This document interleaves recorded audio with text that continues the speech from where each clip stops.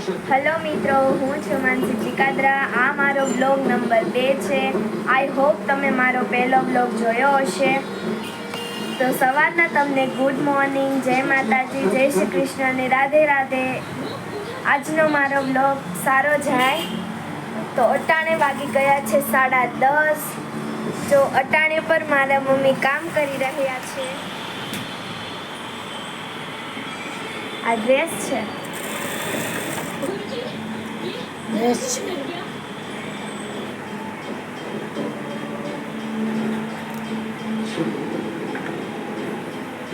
આજે થોડુંક નસીબ બગડાવી રહ્યું છે.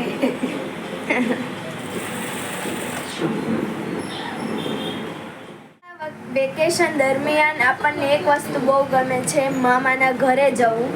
તો મારા ફઈ અને તેમના છોકરા અહીંયા વેકેશન કરવા આવ્યા છે. જો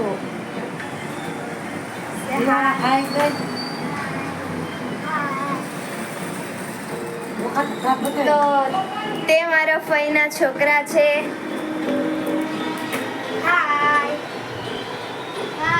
અને આ છે મારા ઘરનો નાનો ધમાલી. અટાણે બહુ ધમાલ કરી રહ્યો છે, જે તમે જોવો. આ તેનું અટાણનું કાર્ટૂન છે.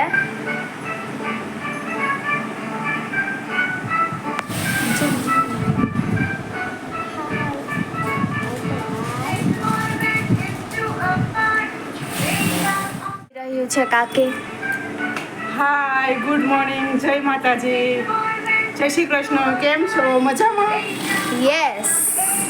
અમારા બ્લોગમાં તમારું સ્વાગત છે.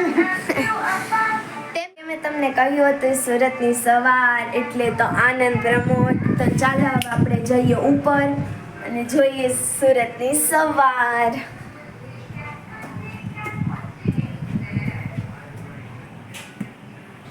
તો અત્યારે આવી ગઈ છું હું ટેરેસ ઉપર. તમે જોઈ શકો છો અહીંયા બહુ કપડાં સુકાયેલા છે. આ છે સુરતની સવાર.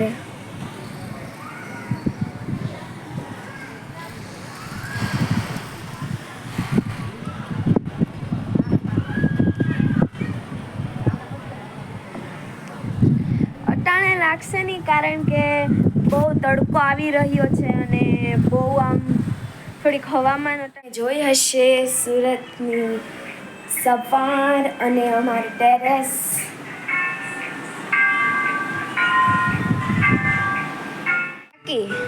સુરતની સવાર એટલે શું? કેવું લાગે આમ સવારે ઉઠતા? સવારનું વાતાવરણ આમ કહીએ ને, જો ઉનાળાનું, તો બહુ રમણીય વાતાવરણ હોય છે સવારનું. સાંજે આપણે સૂઈએ ને એટલે સવારમાં છે ને આપણે ઉડે જ નહીં. આટલું મસ્ત વાતાવરણ સુરતનું હોય છે. સાચે જ, જો તમને એવું લાગતું હોય ને તો કમેન્ટમાં જરૂર જણાવજો. સાચે સુરતનું વાતાવરણ બહુ જ સવારમાં તો 6 વાગે ને એટલે એટલું મસ્ત હોય છે કે વાત જ નહીં કરો તમે. એટલું મસ્ત વાતાવરણ હોય છે સવારનું. તે જો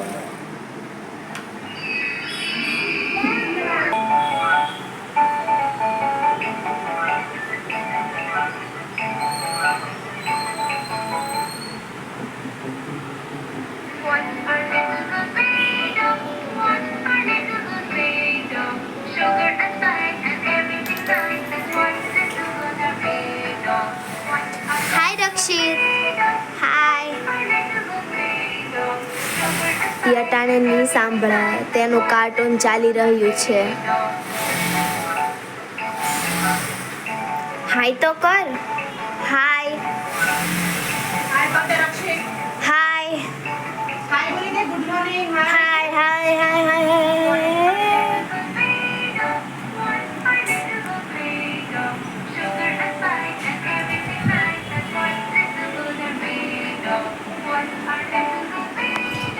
તો આ છે તેની મસ્તી જે તમે જોવો છો.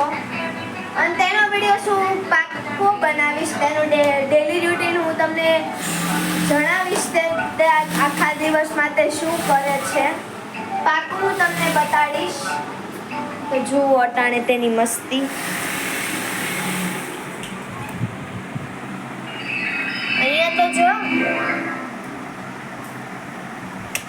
નહીં જોવે અટાણું મારા ફઈની છોકરી ત્યાં અહીંયા વેકેશન કરવા આવી છે અને આ છે નાનો ગીગો જે બહુ ધમાલી છે. હાય કર હાય હાય કર હાય હાય. વેકેશનમાં ઓલમોસ્ટ મામાના ઘરે જવું એટલે બહુ મજા આવે ખરેખર. Say hi. Hi. Hi.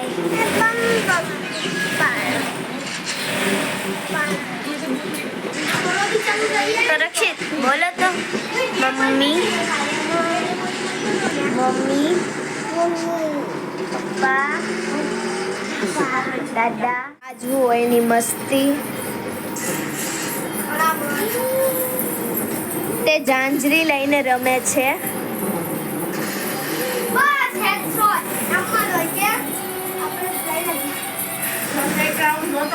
મિત્રો અટાણના વાગી ગયા છે 11. તો હવે બધા ટીવી જોવે છે. તો અટાણે ફિયર ફાઇલ્સ જોઈએ છીએ. અટાણે વાગી ગયા છે 11. ઘરમાં ડેલી જેઠાલાલ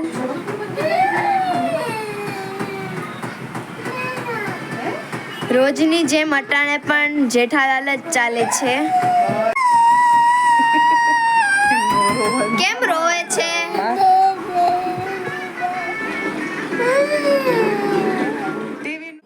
ડેલી અમારા ઘરમાં જેઠાલાલ ચાલતું જોઈ છે, જેમ કે મેં તમને પહેલા વ્લોગમાં કહ્યું હતું. તો અમારા ઘરને નહીં, અમારા ફઈના છોકરા ફઈઓને પણ જેઠાલાલ બહુ ગમે છે. ત્યાં આવીને ટીવીમાં તે જોઈને આનંદ માણે છે ને મામાને ઘરને આખો એન્જોય કરે છે. વેકેશન હોય તો એન્જોય તો કરવું જ પડે ને.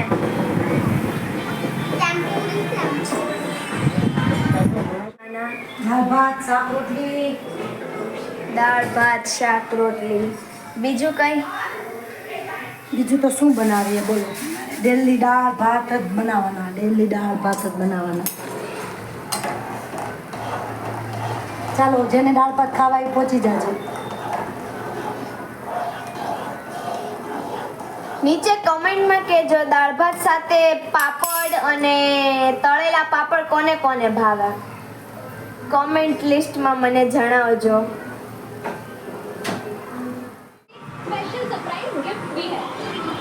તો મિત્રો હું હવે વિડીયો બનાવવાની તૈયારી કરી રહી છું, જેનો શોર્ટ્સ તમે મારા ચેનલમાં જઈને જોઈ શકો છો. અને તે વિડીયોને લાઈક અને સબસ્ક્રાઈબ કરજો. જો તમને ગમે તો મારા વિડીયોને તમે થોડી સહાય આપજો. તો હવે હું વિડીયો બનાવીને પછી મળું. મારો વિડીયો પૂરો થઈ ગયો છે. તો મેં આ ડ્રોઈંગનો વિડીયો મૂક્યો છે, જે તમે જોવો મારી ચેનલમાં જોઈને. જો તમને ગમે તો તેમાં લાઈક અને કોમેન્ટ કરજો કે કેવો વિડીયો બન્યો. પાઉચ લે છે. લાવ મારું છે.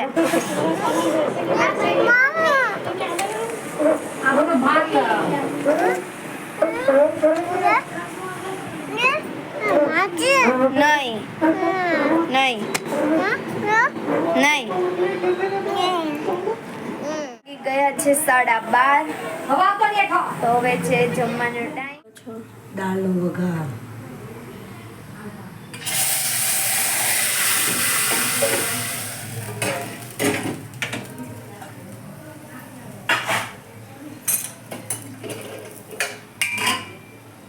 વાવ.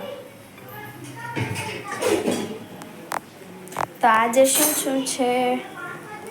દાળ ભાત શાક રોટલી દૂધ પાપડ. તો ઓલમોસ્ટ અમારા ઘરમાં દાળ ભાત શાક રોટલી હોય જ. ટાણે થઈ ગયો છે જમવાનો ટાઈમ. તો ટાણે છે જમવામાં શાક રોટલી છાશ. તો ટાણે છે શાક રોટલી છાશ હળદરનું અથાણું વગેરે.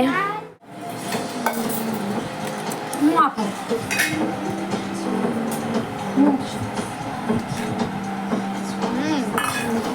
સોમ ખાવા ખાવા પી જાય બહુ સરસ જમવાનું છે તો મળીએ જમીને પછી મિત્રો જમવાનું થઈ ગયું છે અને આ બ્લોગ જો તમને ગમ્યો હોય તો લાઈક સબસ્ક્રાઈબ કોમેન્ટ અને શેર કરજો અને આ બ્લોગ ગમ્યો હોય તો તેમાં કોમેન્ટ કરજો કે આ બ્લોગ કેવો લાગ્યો અને જો તમે ફર્સ્ટ બ્લોગ જોયો હોય તો તેમાં પણ કોમેન્ટ કરજો અને સબસ્ક્રાઈબ કરજો ત્યાર માટે તમને જય શ્રી કૃષ્ણ રાધે રાધે જય ચામુંડમાં